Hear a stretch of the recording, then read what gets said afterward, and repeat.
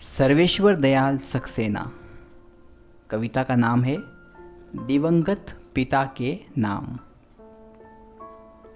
सूरज के साथ साथ संध्या के मंत्र डूब जाते थे। घंटी बजती थी अनाथ आश्रम की, भूखे भटकते बच्चों के लौट आने की। दूर दूर तक फैले खेतों पर, धुएं में लिपटे गांव पर, वर्षा से भीगी कच्ची डगर पर, जाने कैसा रहस्य भरा करुण अंधकार फैल जाता था।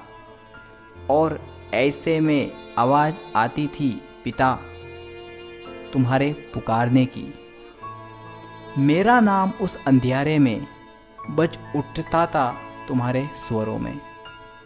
मैं अब भी हूँ, अब भी है यह रोता हुआ अंधकार चारों ओर। लेकिन कहाँ है तुम्हारी आवाज़ जो मेरा नाम भरकर इसे अविकल स्वरों में बजा दे। धक्का देकर किसी को आगे जाना पाप है, अतः तुम भीड़ से अलग हो गए।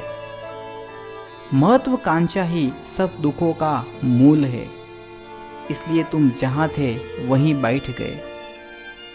संतोष परम धन है मानकर तुमने सब कुछ लुट जाने दिया।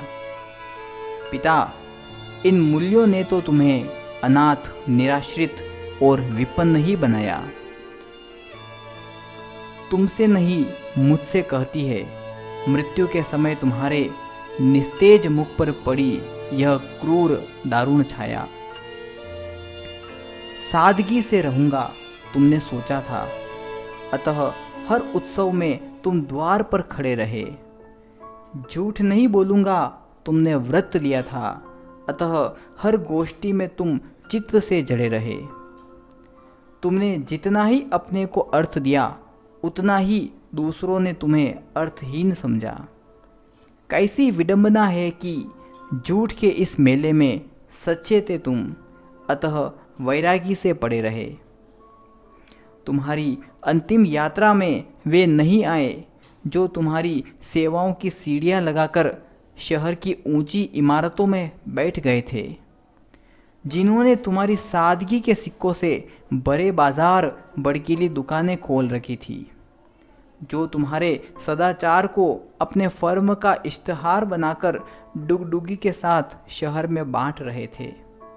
पिता, तुम्हारी अंतिम यात्रा में वे नहीं आए। हे पिता, तुम्हारी अंतिम यात्रा में वे नहीं आए।